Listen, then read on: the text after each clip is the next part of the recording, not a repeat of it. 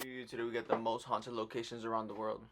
Go like, comment, subscribe, gotta educate your things so far in this channel. Serial killers, mythical creatures, folklore, SCPs, but I've never discussed ghosts directly. But today, that changes. And I'm gonna answer ghosts are real, all your questions about these haunted locations. They're real, like, real. How did it become haunted? What ghostly encounters have been recorded? And are these places even really haunted? Wait, what? The year is 1835.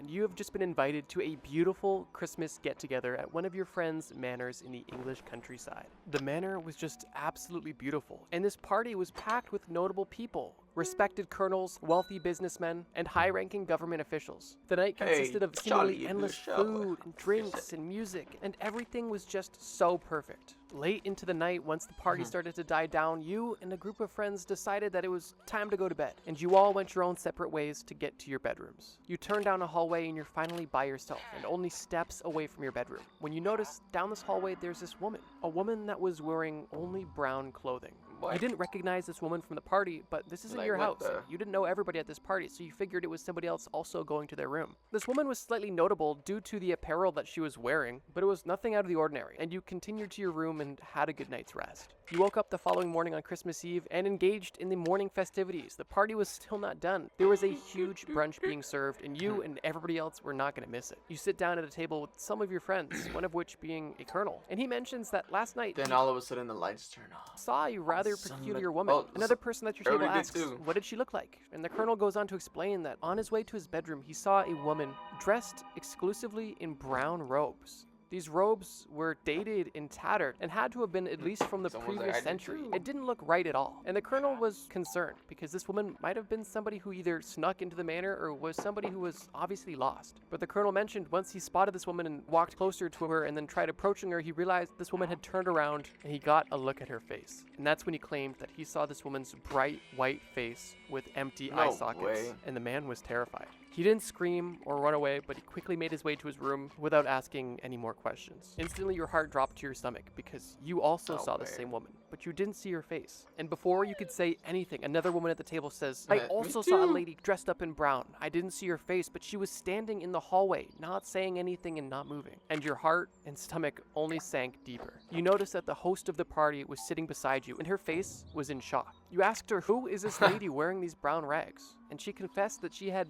absolutely no idea. The Christmas party was a formal event, and everybody was dressed in their absolute best. Nobody was wearing brown, and there was nobody in the party with sunken-in, missing eyeballs. The host of this party quickly stands up on her chair and started clinking a spoon on her glass, causing the conversation in the room to a silence. And the host of the party asked, did anybody see a woman in brown robes anywhere in the manor last night? And to her dismay, numerous people in this room of nearly 100 people raised their hand. The story I just told is based on a real documented encounter that happened in 1835 at a Christmas party. And this story is significant because it is the first recorded sighting of the ghost that is now known as the Brown Lady at the iconic Raynham Hall. And this isn't the only sighting that's taken place, and it's probably not even the most iconic either. And only days after this event, when the host of the party made the staff aware of all of these claims, people literally quit their jobs and never returned out of fear of encountering this strange apparition. But that's not it. There was a handful of sightings on that night in 1835, but the following year in 1836, Captain Franklin Marryat, who is actually a friend of Charles Dickens, heard tell of the legend of this brown lady in the Raynham Manor and spoke to the owner directly and requested that he stay in the most haunted room of them all, so he could Why would he do that? Prove that there was no ghost at all, and that this legend simply came to be because the owner of this manor wanted to keep people away from his property. And let's just say he got more than he bargained for. This captain checked into the hotel and stayed in a room that literally had a painting of the apparition hung in the room. Like I mentioned, at this point, the brown lady was already a local legend and a common sighting within the hotel. And for the first 2 nights of his visit, the captain had a normal experience. He was staying in a hotel and rather comically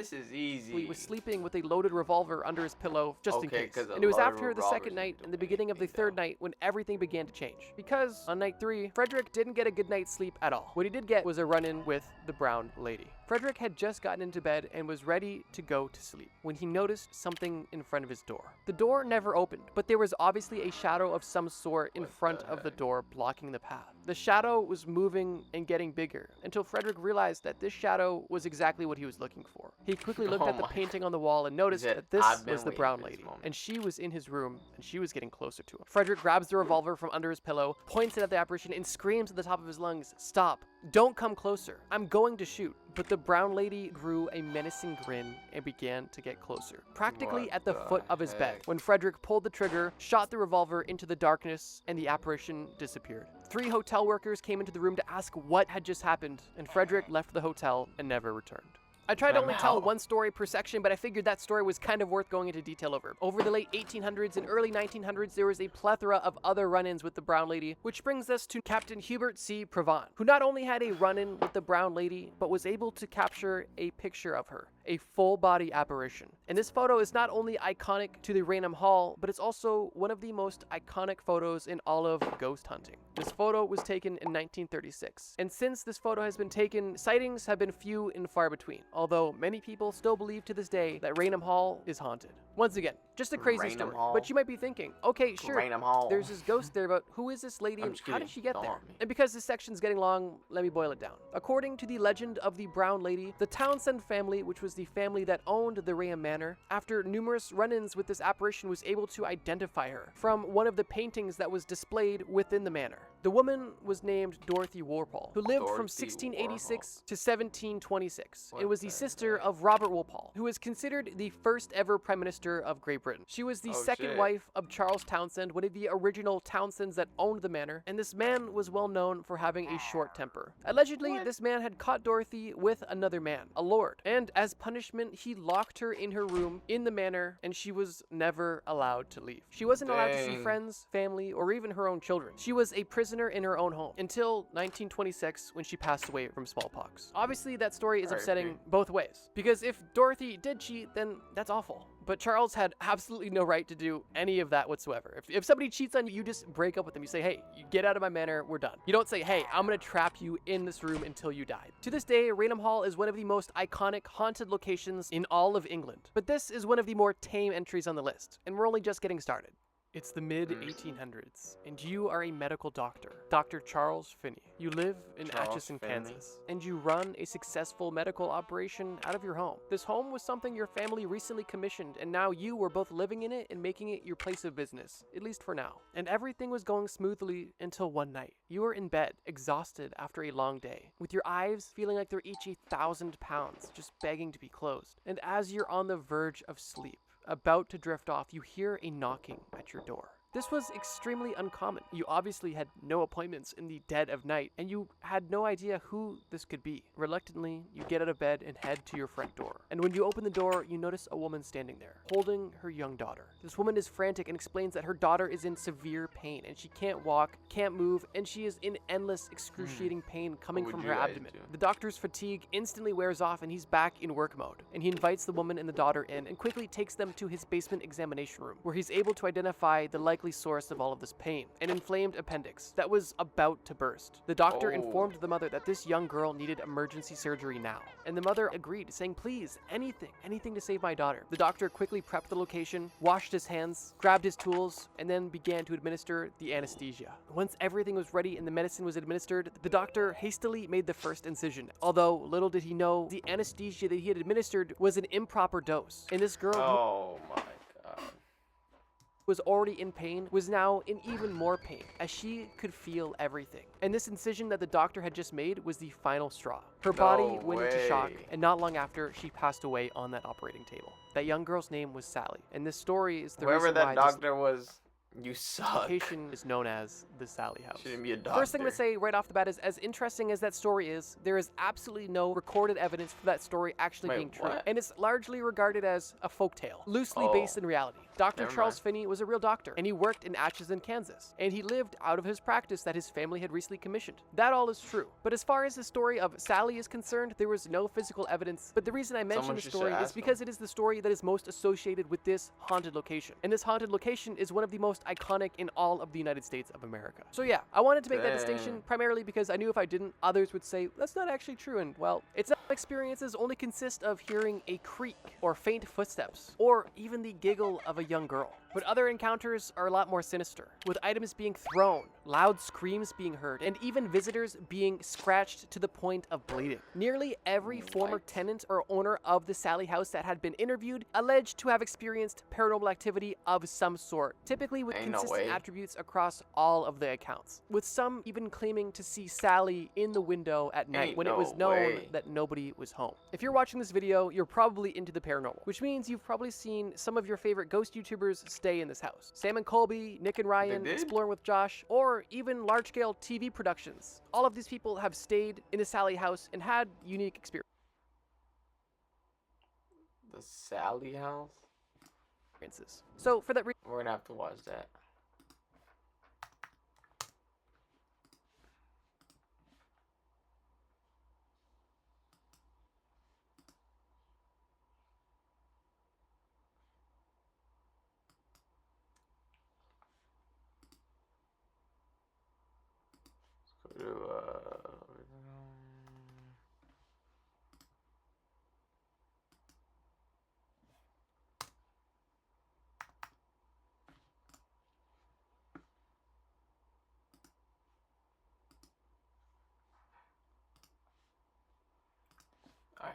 And I'm not going to go too much more into detail, but I will say this. The Sallie house hasn't been anybody's personal residence since the 1990s, and in more recent times has been a popular tourist attraction, which kind of makes you think. Is the legend of the Sallie house $20 for a 1 hour tour? Real? Or do people just want to keep the story alive because there's a financial incentive? Regardless, the Sallie house is regarded as one of the most iconic haunted locations in the United States. The year is 1885. You and your wife are pioneers in New South Wales, Australia, and you have just finished building a double-story late Victorian-style manor on the top of a hill overlooking your local town. This was you and your wife's dream homestead, and you built it with your very own hands. The construction was a labor of love, and now you could enjoy this manor for the rest of your life. This manor became known as the Monte Cristo homestead, and you and your wife enjoyed it up until your death. After you and your wife were long gone and your family had no longer lived in the residence, the house essentially was left abandoned. There were caretakers, but unfortunately the Monte Cristo homestead fell into disrepair. That was until it was purchased by another couple, Reg and Olive Ryan, and they were dedicated to building this beautiful manor back to its former glory, and that's exactly what they did. They took it from a derelict, abandoned home to something that was actually habitable. And once again, the homestead was a home again. And it wasn't long after Reg and Olive moved in that things began to get weird. One late night, only a few days after the Ryans had officially moved in, they were heading home after an event, when they noticed that as they approached their house, they could see bright lights beaming from inside the house, illuminating all of the windows.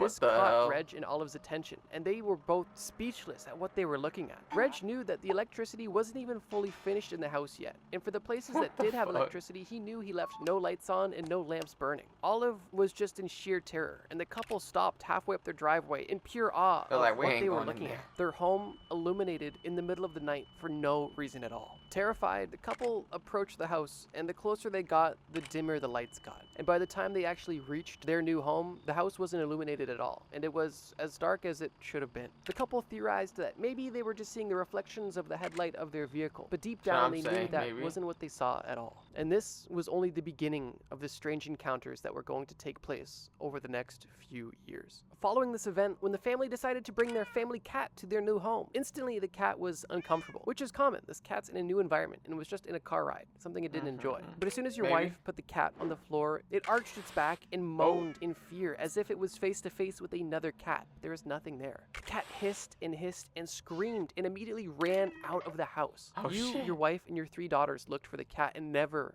found your cat again. Following that event, there was numerous occasions where your daughters claimed that they could see a man's face out the window, which was impossible considering that all of your daughters had bedrooms on the second floor, and there was never any unknown men near or around the property. The family frequently encountered disembodied voices and footsteps and noises, doors opening and drawers closing, and there was truly no explanation for any of it. After years of alleged strange and ghostly encounters, the homestead was converted into a museum, where it showcased antiques, local treasures, and became a tourist attraction with a gift shop, and became known as Australia's most haunted house. Since then, it was featured in numerous TV shows in the 70s, 90s, and early 2000s and 2010s. But very recently, in January of 2025, the homestead was actually closed to the public as Olive Ryan passed away. R.I.P.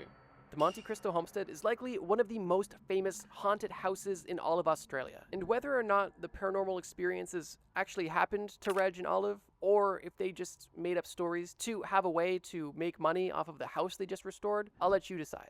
The year is 1907, and the Dutch have just finished building a beautiful office building for their railway developments in Indonesia. Why the Dutch had a rail company and headquarters in Indonesia is a different conversation. But regardless, this building existed, and it looks really cool, and operated until 1942. That's because the Japanese invaded Indonesia, and they wanted everything, including this beautiful office building. You might be asking yourself, did the Japanese just use it as their office building? Now it's their headquarters in Indonesia? And the answer is no, because once they had total control of this building, they turned an entire wing of the building into a dungeon, specifically for torture and executions, something that wasn't uncommon for the Japanese in World War II. From 1942 until 1945, the building was under Japanese control, until Dutch forces tried to overtake the building from the Japanese. And in October of 1945, a battle took place within the building from Dutch troops who entered through a tunnel underground. Although the Dutch weren't only fighting the Japanese, they were also fighting the Indonesians. And the battle lasted 3 days, and the Dutch eventually retreated. Once World War II ended, the Indonesian army took control of the complex, and it was restored and given back to the Indonesian Railway Company, not the Dutch Railway Company. And in 1992, it was officially considered cultural property of Indonesia. From 1992 until 2009, this building was essentially left to rot. And over this time, it was vandalized, and nature had began to take it back, with mold growing, parts of the building collapsing and falling apart, and locals beginning to have interesting stories regarding this building. This building, with quite the history, is known as Lawang Sewu, and it is considered one of the most haunted locations in all of Indonesia. Lawang Sewu is very interesting, and its history alone is something to be researched and talked about. During the time that this building was left in disarray, many local teenagers would make it a challenge to touch the building, or go near the building, or go inside the building, or even in extreme cases, stay overnight in the building.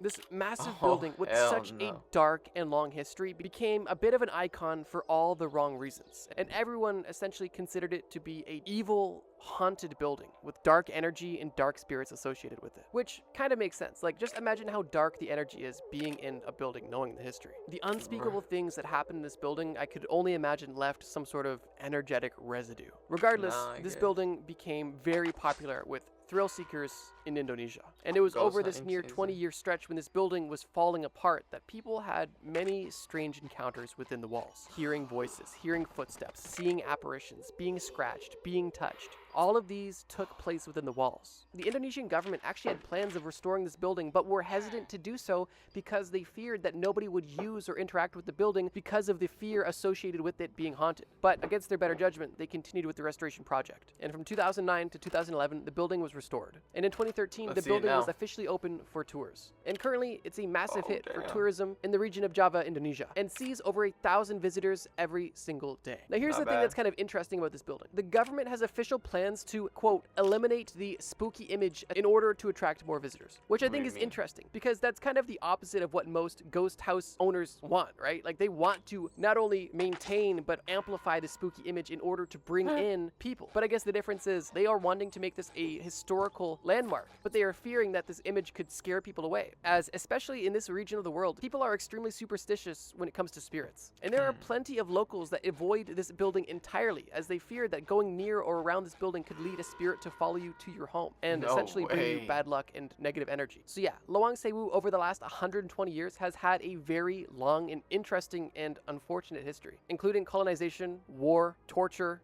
executions, and other unspeakable things, I'm sure. But as the government allowed this building to sit and rot, the locals decided to have some fun and found a little bit more than fun. And today, the government has restored this building to make it a historical landmark and are doing their best to make sure that nobody talks about the whole ghost part of this building, which is kind of funny. Definitely one of the more obscure entries in this list. Before we get to the last entry on this list, I just wanted to make a quick point. Originally, this video was supposed to have 10 entries, not 5. But because it takes so long to animate the stories associated with each of these sections, I decided to just essentially cut it in half. I didn't want to sacrifice the storytelling or the information for the sake of having more entries on the list. I say this because there is a ton of other crazy, obscure haunted locations that I want to talk about. So consider this video a part 1, and if you guys want that second part, leave a like or leave a comment, and I will post another video about the craziest and most obscure haunted locations from around the world. Now, back to the final entry of this list. The year is 1776. You are a healthy adult man living in Venice, Italy. You have a beautiful wife and a newborn son. And unfortunately, you are experiencing the harsh wrath of the plague. It's killed numerous friends and family members of yours. But fortunately, you, your wife, and your son are safe. For now at least, because you have to work every single day to be able to afford to live. Your family depends on you, and you try to be as safe as possible. That is, until you catch the plague. At this point in time, the government had a protocol for anybody who had caught the plague. And your fate was to be sent to the island of Poveglia. An island that at this point the Italian government was using solely as a quarantine station for those with the plague and other diseases. And that is where you went. You weren't able to say goodbye to your wife or son as it would pose too much risk to them. And you felt confident that if you went to this island, you would quarantine and come back a healthy man and return to your family. But unfortunately, almost as soon as you were shipped to this island, you were never heard from again. Your son was able to grow up through the plague and survive it. As time went on, the plague began to go away. Things began to change. One of the bigger changes that happened was the Italian government was no longer using Poveglia as a quarantine station, but as a remote mental institution. And unfortunately, your son, through the trauma that he experienced growing up in the plague, losing his father, and other hardships that he had in his life, found himself also on the island of Poveglia. This time, not because of the plague, but because of a mental disorder that was at the time not understood. The island of Poveglia at this point had claimed the lives of multiple generations in your family. But sadly, this wasn't unique to your family. Tens of thousands of people had perished on Poveglia Island. And it's because of that dark and death-filled history that Poveglia Island is regarded as not only one of the most haunted locations in Italy, but one of the most haunted locations in the entire world. From the late 1300s until the late 1900s, this small island was inhabited by people and used for multiple different reasons. The two primary reasons, the quarantine station and the mental asylum. There was likely an unspeakable amount of atrocities that took place on this island. And it's for that reason that after it was abandoned, people gained quite the interest in visiting it. The mental hospital was the last official use of this island. But when that institution closed in 1968, not only the building went abandoned, but the entire island became abandoned, leaving the buildings, the belongings, and the history to marinate. But it didn't take long for history buffs and thrill seekers to check it out for themselves. And that's when the legend began to grow of how haunted Poveglia Island really was. I've actually watched a video of somebody not doing a ghost hunt here, but just exploring the island. I believe it was Exploring with Josh I watched. And it's kind of unfortunate because although the history of this island is rather dark, the architect with Josh I watched a video of somebody not doing a ghost hunt, how haunted Poveglia Island really was. I've actually watched a video of somebody not doing a ghost hunt here, but just exploring the island. I believe it was Exploring with Josh I watched. And it's kind of unfortunate because although the history of this island is rather dark, the architecture is still beautiful. And the island itself is really unique. I could only imagine it would be a cool tourist attraction. Kind of like the Italian version of Alcatraz. You know how that had a really dark history but became a popular tourist attraction. Even though this entire island has been off limits from the day it closed to today, it's not stopped people from going. And it appears that almost everybody who has gone there has come back with a story, which has led to numerous different paranormal TV shows and even paranormal YouTubers to explore the island for themselves. There are no real famous notable claims of hauntings or specific apparitions on this island. There is just a general consensus among people who have been there that there is no doubt that this island is haunted, which they back up with the history of the building itself. This is definitely an example of a haunted location that I'd be more willing to take seriously simply because there's no financial incentive. This isn't something that somebody owns. Nobody's really gonna make money off of making a legend out of this. It is an abandoned building with a dark history that I'm sure the Italian government just wanted to kind of decay into nothingness. And if you're still hungry for some location-based content, check out the video on screen. It's a video about illegal... Bye, have a great time.